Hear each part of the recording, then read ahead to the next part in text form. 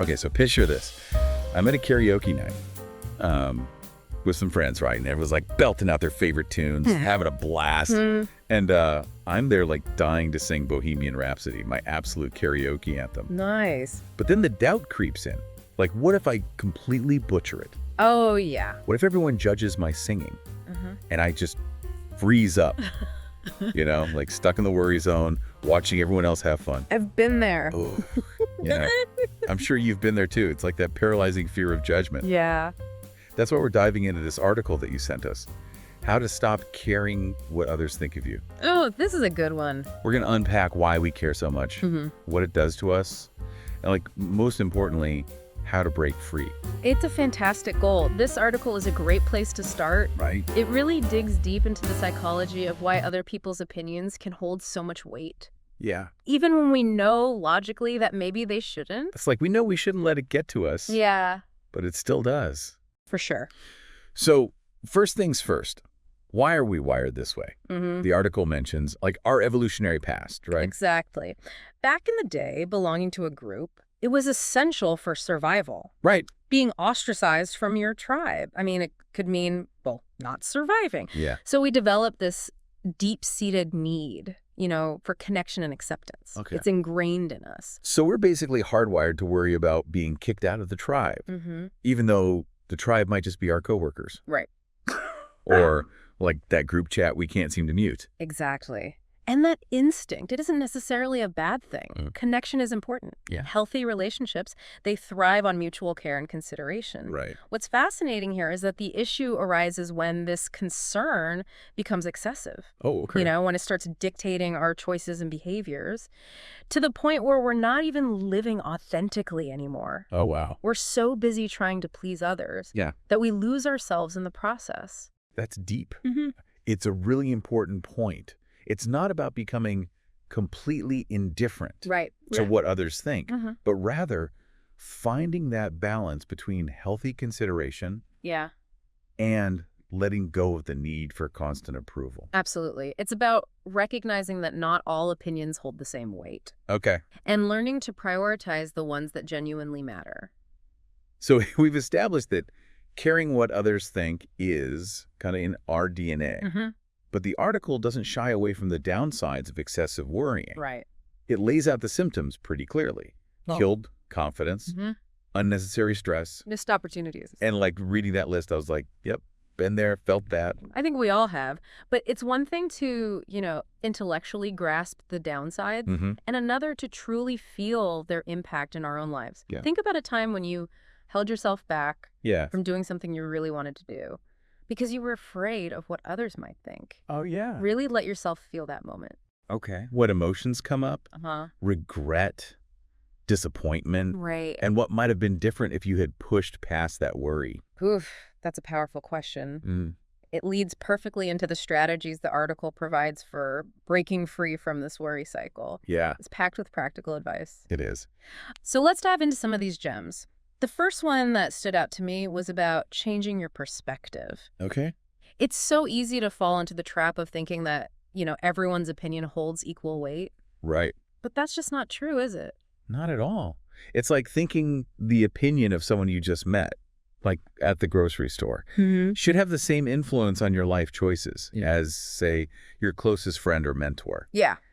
The article really pushes us to ask, whose opinions truly matter in our lives? Okay. Are they the voices we should be giving the most power to? Right. And are we maybe giving too much weight to the opinions of people who haven't earned that right? Ooh, I like that. That's such a good point. It's like realizing you've been letting the judgment of someone you wouldn't even ask for directions from influence, like your major life decisions. Exactly. It's time to reevaluate who gets a seat at the table in our minds. Exactly. It's about recognizing that not all opinions are created equal. Yeah. Some deserve our attention and consideration, while others can be safely disregarded.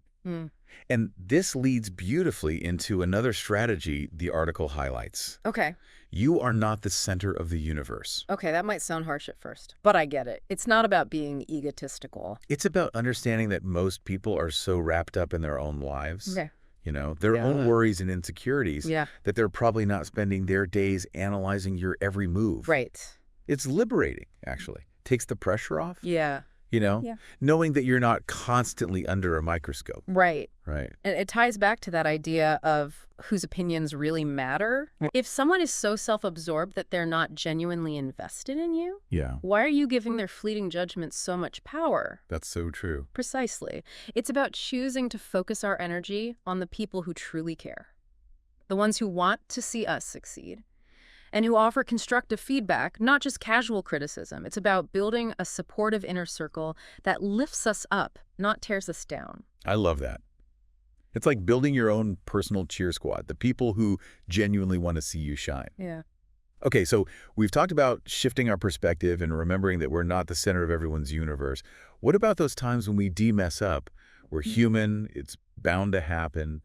The article talks about embracing mistakes instead of fearing them. Yeah. How do we actually do that? That's where the idea of a growth mindset comes in. Okay. The article uses a fantastic analogy of a child learning to walk. They fall countless times, but they don't just give up. Yeah. They get back up, they adjust, and they try again. Right. And eventually, they walk. It's that classic fall down 7 times, get up 8 philosophy. Exactly. And it applies to everything in life.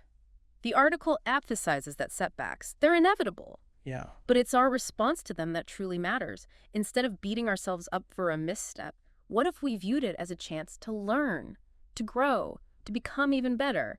I love that reframing. It's so easy to get caught in a cycle of self-criticism. But what if we treated ourselves with the same compassion and understanding that we'd offer a friend going through the same thing? That's such a powerful point. It ties into the next strategy the article highlights, which I think is incredibly important, and that's self-approval. Yes. This one really resonated with me. It's so easy to get caught up seeking validation from others that we forget the most important approval comes from within. Yeah. We have to be our own cheerleaders sometimes. I mean, think about it. We often reserve our harshest criticisms for ourselves. We never speak to a friend that way. That's so true. It's time to be kinder to ourselves, don't you think? Absolutely. The article offers a great tip for cultivating self-approval. Imagine giving advice to a friend in your situation. You'd be kind, encouraging, and understanding, wouldn't you? Right. We need to extend that same compassion to ourselves. And one way to do that is by recognizing and celebrating our own wins. Okay. No matter how small they may seem. That's so true. It's easy to get caught up in what we haven't achieved yet. But what if we took a moment to acknowledge how far we've come? All the challenges we've overcome, and the progress we've made. And for anyone listening who's feeling inspired by what we're talking about today, make sure you hit that like button and subscribe to the channel for more deep dives into fascinating topics, just like this one. Awesome. Now back to self-approval. It's almost like we need to practice self-compassion. Yeah. Like it's a muscle we can strengthen over time. I love that analogy. And it's so true. The more we practice self-compassion, the more natural it becomes to silence that inner critic. Right. And replace it with a voice of encouragement and support. So we're learning to change our perspective, to remember that we're not the center of the universe, to embrace mistakes as opportunities for growth, to cultivate self-approval. These are some powerful tools for breaking free from the hold of other people's opinions. And we're just getting started. There are more gems to uncover in this article, so let's keep diving in. Speaking of things that can make self-compassion a bit harder, we can't ignore the elephant in the room. Oh, yeah. Social media. Oh, social media, the land of perfectly filtered lives and curated realities. The article talks about how easy it is to get sucked into comparisons and feel inadequate when we're constantly bombarded with everyone else's highlight reel. Right. It's like comparing your bloopers reel to someone else's finished movie. It's a breeding ground for insecurity, for sure, but the key is remembering that social media isn't real life. Right. It's a carefully constructed presentation of the best moments, the most flattering angles. Comparing ourselves to that is setting ourselves up for disappointment. And yet, it's so easy to fall into that trap. We see these picture-perfect lives. Yeah. And we start questioning our own choices, our own accomplishments, our own worth. It can be a real confidence killer. It absolutely can be.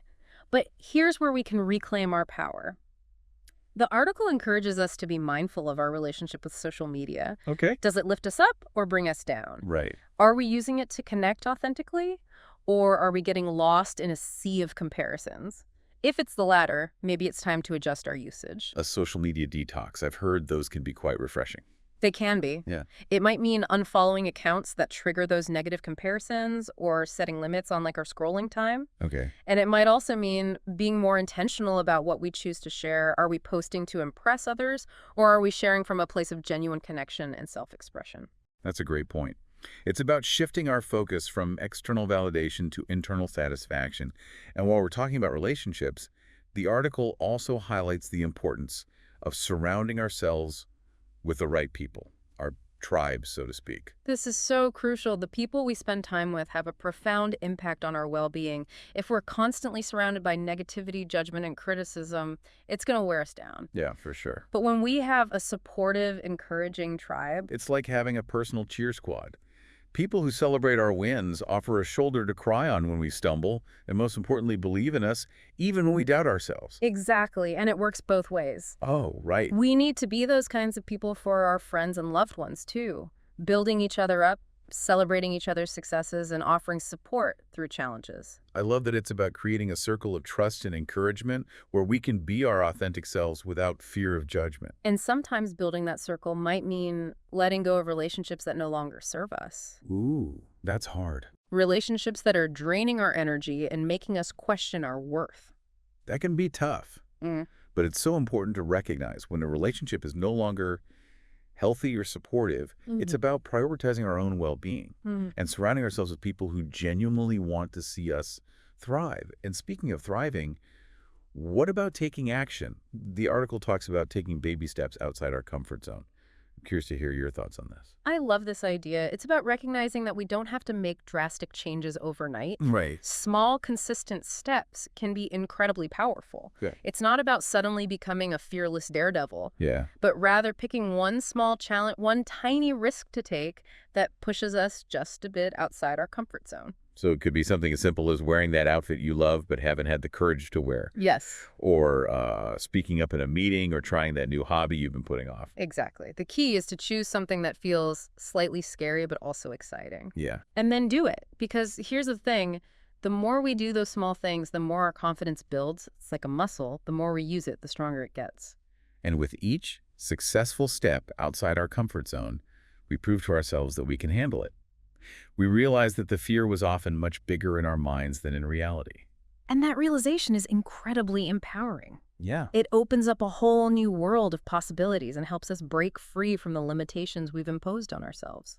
So we're learning to change our perspective, to remember that we're not the center of the universe, to embrace mistakes as opportunities for growth, to cultivate self-approval, to curate our social media experience, to nurture our supportive tribe, and to take baby steps outside our comfort zone.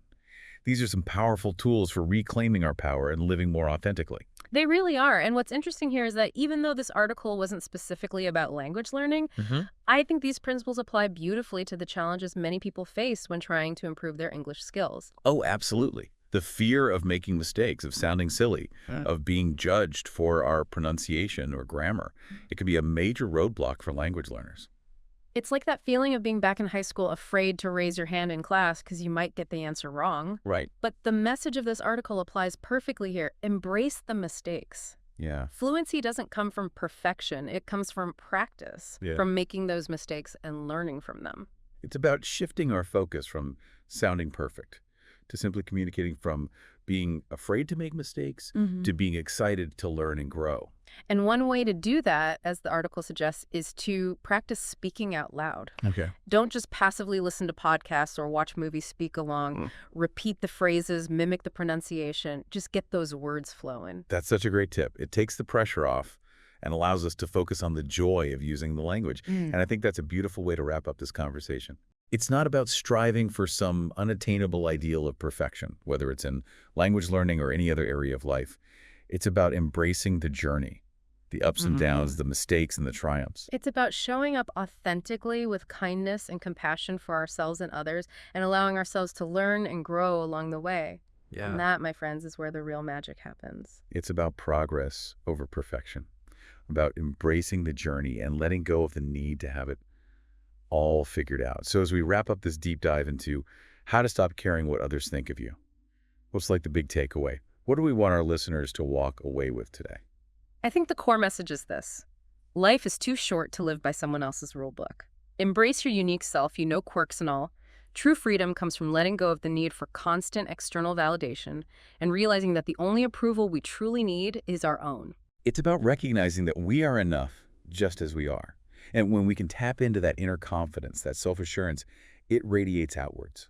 It impacts how we show up in the world, how we interact with others, how we pursue our goals. Absolutely. It's not about becoming indifferent to others, but rather about prioritizing our own well-being and happiness. Because when we feel good about ourselves, when we're comfortable in our own skin, we're better equipped to show up authentically in our relationships and to pursue our passions with confidence and enthusiasm. It's like that saying, you can't pour from an empty cup. We have to fill our own cups first, with self-love, self-acceptance, and self-compassion before we can truly give to others. So as we leave you with this newfound sense of empowerment, I want to pose a question. What's one thing you're going to do differently after this deep dive? What small step can you take today to break free from the worry zone and embrace your authentic self? That's a great challenge. And remember, you don't have to do it alone. We're all on this journey together. Share your thoughts, your challenges, and your triumphs in the comments below. We'd love to hear from you. And if this deep dive resonated with you, if you found these insights valuable, don't forget to hit that like button and subscribe to the channel for more thought-provoking discussions. We're here to help you make sense of the world and live your best life one deep dive at a time. Until next time, keep learning, keep growing, and keep shining your unique light.